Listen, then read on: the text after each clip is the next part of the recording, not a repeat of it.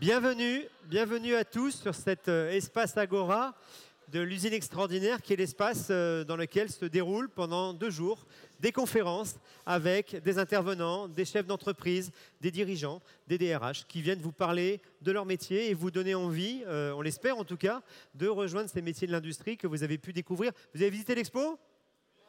Ça vous a plu? Bon, vous avez vu les hélicoptères passer? Bon, super, super.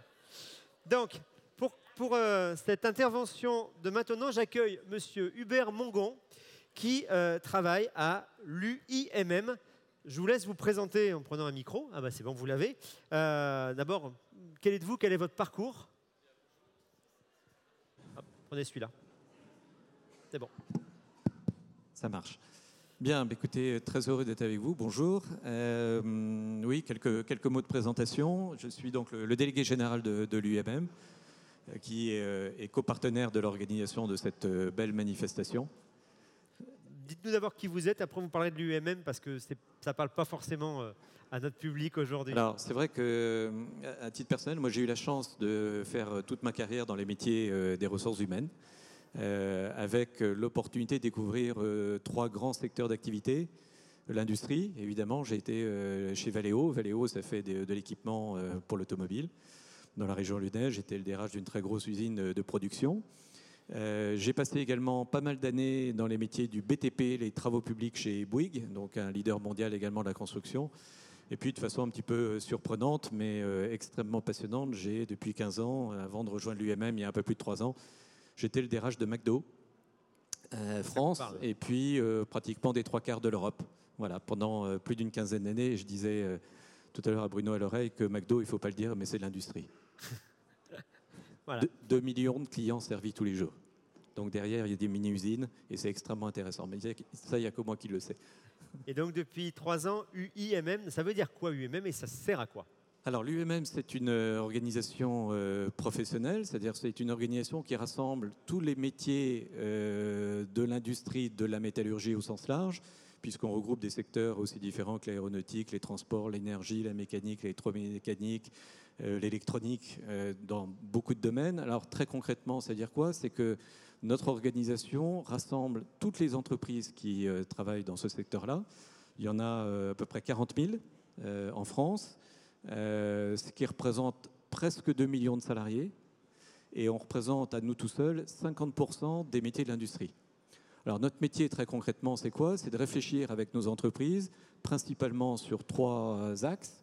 Les questions sociales, donc l'accompagnement des politiques sociales des entreprises, politique ressources humaines, rémunération, gestion des organisations, management. Deuxième axe principal, tout ce qui a trait à l'emploi. On va y revenir évidemment ensemble maintenant. Et puis effectivement, le 3e sujet, c'est la formation. Et vous avez aujourd'hui un superbe exemple de ce qu'on est capable de produire avec nos entreprises partenaires aujourd'hui à travers tous les métiers que vous avez découverts. Alors aujourd'hui, là, vous avez effectivement découvert les métiers, découvert l'entreprise. Il y a un chiffre impressionnant. L'industrie recrute chaque année, je vous laisse le dire. Alors ça, c'est important. Chaque année jusqu'en 2025, on va recruter 125 000 nouveaux profils. Si j'agglomère tous les métiers de l'industrie, pas simplement les nôtres, la métallurgie, mais tout le reste, c'est-à-dire l'agroalimentaire, la chimie, la pharmacie, le caoutchouc, la plasturgie par exemple, on arrive à 230 000 besoins de recrutement chaque année dans nos métiers jusqu'en 2025. 3 raisons à cela. La première, c'est qu'il y a énormément de départs en retraite de générations d'après-guerre, et on va en avoir beaucoup là dans les 5 à 10 ans qui viennent. On a également des métiers qui se transforment, on va en parler tout de suite, en profondeur et qui font apparaître de nouveaux besoins et de nouvelles compétences. Et puis, il y a des métiers totalement nouveaux, je crois qu'on va en parler également, qui apparaissent aujourd'hui et qui font qu'on a des besoins qu'on n'avait pas il y a 3 ans. Et donc, on a des besoins qui explosent actuellement. Et c'est la bonne nouvelle qu'on voulait partager avec vous cet après-midi.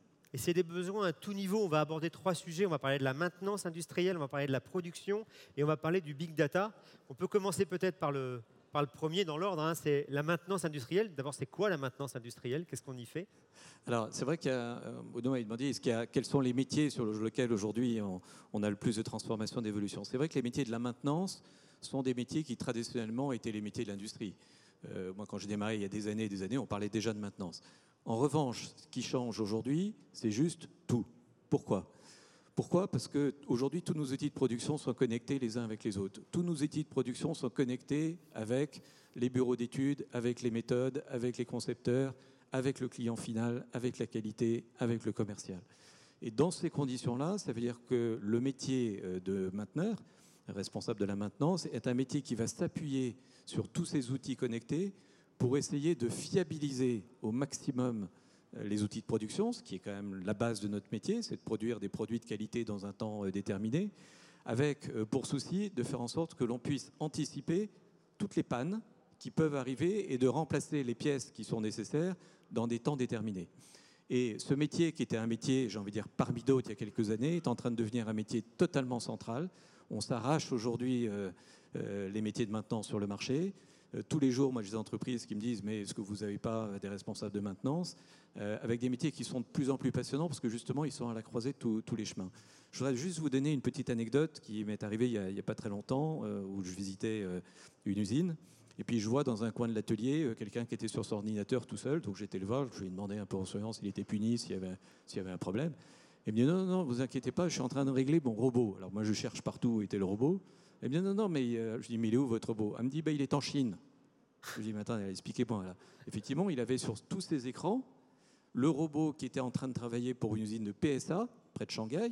Et il était en train de régler en fonction de ce qu'il avait fait la nuit et de regarder comment il pouvait faire les réglages parce qu'il avait vu qu'il y avait des choses qui ne collaient pas aux standards qualité qu'il était en train de produire juste au bout du monde. Voilà aujourd'hui ce type de métier et pour ça on a besoin effectivement de profils avec des têtes bien faites qui s'intéressent évidemment à tous ces enjeux de technologie et qui ont le goût de rentrer en interface avec tous les autres métiers et ça devient vraiment des plaques tournantes de nos usines et de nos ateliers sont des métiers absolument passionnants aujourd'hui. Alors justement, le corollaire et très bien rémunérés, j'y reviendrai tout à l'heure. On va aller vite. Alors, le corollaire à ça, les robots, l'automatisation, la production, parce qu'une usine est là pour produire, c'est aussi des métiers. Alors, ça aussi, le monde est en train de changer complètement sur ces enjeux de production. Moi, là, il y a quelques années, quand on était dans nos lignes de production, on avait des équipes, des îlots, et à l'intérieur de ces îlots, on avait des équipes totalement spécialisées par mission, par tâche, par niveau de responsabilité. Aujourd'hui, quand on rentre dans des usines, on voit, vous l'avez vu un petit peu aujourd'hui, évidemment des convoyeurs, on voit des outils de production et on a des opérateurs, des compagnons, qui sont des pilotes de ligne. Alors moi, la première fois qu'on m'a dit mon métier c'est pilote de ligne, j'ai regardé un petit peu autour de moi, pilote de ligne de production. Ça veut dire qu'on demande à des gens aujourd'hui d'être en capacité de pouvoir non seulement anticiper, régler, aider à la conception, aider à la fiabilité, régler un certain nombre d'outils, participer à des échanges que l'on peut avoir avec les services qualité. Donc des gens qui sont vraiment en interface par rapport à un ensemble de machines, et c'est ça qui change fondamentalement Charlie aujourd'hui. Chaplin et les temps modernes, Je ne l'ai pas beaucoup vu dans les ateliers aujourd'hui, et on est en train de le voir de moins en moins. Donc tous ces métiers de production sont extrêmement passionnants, et avec quelque chose qui est intéressant, c'est qu'on leur demande de plus en plus de rentrer en interface par rapport à leur environnement. La première chose qu'on demande à un opérateur, à un technicien, ou à un ingénieur d'ailleurs, c'est de rentrer en contact, en contribution avec l'ensemble de son environnement. C'est-à-dire qu'aujourd'hui, vous n'avez plus personne qui travaille tout seul. On travaille aujourd'hui de façon totalement interactive, collective, alors soit de façon humaine, soit avec les outils, soit les deux, et avec le souci en permanence de contribuer à un objectif commun. Et ça change tout. Troisième métier, métiers qui apparaissent aujourd'hui et qui vraiment là sont nouveaux et sont en train d'exploser, c'est tous les métiers autour du big data. Ça vous parle, le big data? Vous avez entendu parler du big data? C'est le rassemblement de données. Voilà, donc c'est la collecte des données. Ça aussi, ça fait partie des métiers qui sont en train de monter en puissance. C'est pareil, on se les arrache sur le marché. Les écoles n'en produisent pas assez aujourd'hui. Donc nous, on est en train évidemment de réfléchir à la façon dont on peut répondre aux besoins des entreprises par rapport à ces métiers. C'est tout à fait en lien avec ce que je vous disais sur la production et sur la maintenance. C'est-à-dire que la collecte des données est quelque chose qu'on arrive assez bien à faire aujourd'hui. Le gros sujet, c'est de savoir qu'est-ce qu'on en fait. C'est-à-dire comment on les traite, comment on les analyse et comment on arrive à faire en sorte qu'ils puissent être à disposition de l'ensemble des équipes sur l'ensemble des champs, encore une fois, du commerce à la conception des produits, au bureau des études, aux méthodes, à la qualité, à la direction générale d'ailleurs, de façon à ce qu'on soit sûr à chaque fois d'être le meilleur sur le meilleur sujet au meilleur moment avec une problématique qui peut se poser ou qui peut se reproduire. Donc on a des métiers de data scientist, de database, d'ingénieur data aussi, et ça qui traverse l'ensemble des niveaux de responsabilité et qui finalement transpose ce que vous faites aujourd'hui tous les jours avec vos smartphones et vos outils du quotidien, y compris chez vous, dans le monde de l'entreprise et dans le monde de l'industrie. Et ça aussi, ça fait partie des métiers qui montent. C'est des métiers fabuleux qui n'existaient pas il y a 10 ans. Parce qu'aujourd'hui, l'avantage de l'industrie, c'est qu'on peut mettre des capteurs sur tous les outils de fabrication. Bah, vous l'avez Ces vu capteurs font remonter des données en temps réel. Ça peut être de la température, ça peut être de l'usage, ça peut être de l'usure. Et ça génère énormément de données qui, une fois qu'elles sont analysées, permettent, par exemple, de prédire une panne sur une machine. Exactement. Ce que je vous disais tout à l'heure sur les enjeux de la maintenance, c'est-à-dire qu'on est capable d'anticiper ce qu'on ne pouvait pas faire autrefois et donc de fiabiliser complètement la production notamment et la qualité de la production. Est-ce qu'il y a des questions? Il reste quelques minutes justement. Est-ce que vous avez des questions sur les métiers, un métier que vous auriez vu, sur lequel vous voudrez nous interroger? Oui. Puis après, j'ai 2 choses à vous dire. Il parlait salaire, donc justement, c'était un sujet. C'était mon point. Alors, les salaires. Dans l'industrie aujourd'hui, dans la métallurgie, les salaires que l'on propose, alors tout métier confondu, toute région, tout territoire, etc., sont en moyenne supérieurs de 15% à la moyenne des autres secteurs d'activité. Personne ne le sait. Nous, on le sait depuis longtemps, sauf qu'on ne l'a jamais dit. On le dit aujourd'hui, mais je pense qu'il faut qu'on aille beaucoup plus à la rencontre du grand public pour dire que dans nos métiers, les salaires sont plus élevés que partout ailleurs. Alors pourquoi sont-ils plus élevés ? Pour les raisons que je viens d'évoquer. C'est-à-dire, comme vous l'avez vu, ce sont des métiers qui demandent des qualifications et qui font que derrière ces qualifications, les entreprises investissent énormément dans la formation. On investit, nous, dans l'industrie, entre 2 et 3 fois plus en matière de formation initiale et continue que n'importe quel autre secteur d'activité. Et donc, il faut qu'à l'arrivée, une fois que la qualification est là, elle soit récompensée. C'est la raison pour laquelle on a des salaires qui sont plus importants. Et la deuxième chose qui est importante, c'est que l'industrie, on a l'habitude de dire entre nous que c'est l'activité du temps long. Qu'est-ce que ça veut dire concrètement? C'est que, vous l'avez vu sur le plateau d'aujourd'hui, on a des machines, des moyens qui coûtent très cher, donc des investissements qui coûtent très cher, et qui dit des investissements qui coûtent très cher, dit une certaine conception de la façon dont on peut les amortir dans le temps. Et derrière, effectivement, cette philosophie, il y a la volonté de fidéliser nos équipes, parce que qualification, et donc salaire, pour pouvoir faire en sorte que vous puissiez évoluer durablement dans ce secteur d'activité. Et tout ça se tient, mais ça, il faut encore le dire. Merci pour la question. Et la deuxième chose que vous vouliez nous dire dans les 2 minutes qui nous restent? Alors, la deuxième chose dont je voulais vous dire, c'est qu'on va sortir dans quelques jours maintenant une grande campagne sur le web. On sera au cinéma à partir de fin décembre et tout le mois de janvier, et puis en replay à la télévision. C'est les industries de la métallurgie. C'est l'UMM, la fabrique de l'avenir. C'est pas pour rien qu'on s'appelle la fabrique de l'avenir, en lien d'ailleurs avec votre question tout à l'heure sur les salaires. Et ce qu'on va essayer d'expliquer aux Français, au sens vraiment très très grand public, un peu comme on le fait aujourd'hui avec vous, c'est la façon dont aujourd'hui nos équipes se sentent dans l'industrie et se sentent bien dans l'industrie. Alors on va le faire en 28 secondes à la télévision, vous le verrez dans quelques jours. On vient de terminer la communication il y a pas regarde plus la télé, sur le web, j'espère que c'est sur le web. Alors c'est principalement sur le web, c'est la télévision en replay, cher monsieur. Ah bon, ça va. La télévision normale, j'ai plus personne autour de moi, je dois être à peu près le dernier à regarder la télévision, et encore quand je la regarde. Mais voilà. Et puis au cinéma, et évidemment autour de très très gros films qui vont sortir à la fin de l'année, et puis au mois de janvier.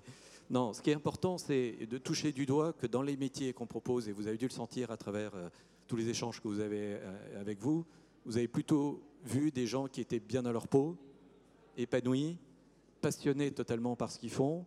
Et c'est ce qu'on a envie aujourd'hui de dire aux Français, c'est-à-dire que dans ces métiers qui sont très loin, très très loin de l'image qu'on se fait de Charlie Chaplin ou des temps modernes, enfin, ou de ce qu'ont vécu nos anciennes générations, on arrive dans un environnement aujourd'hui qui d'abord est à la pointe de la technologie, qui offre des métiers qui sont totalement passionnants, des qualifications qui peuvent être employées dans ces métiers-là ou dans d'autres, et surtout des passerelles entre les différents métiers.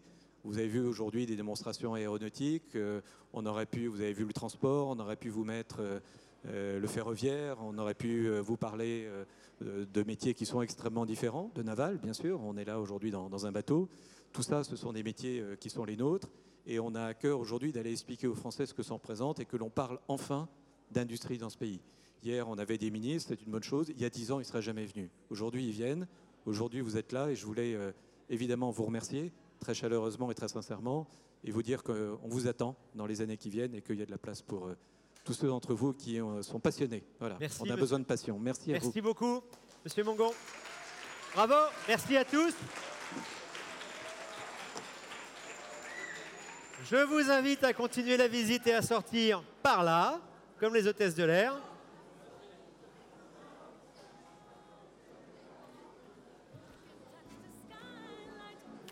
The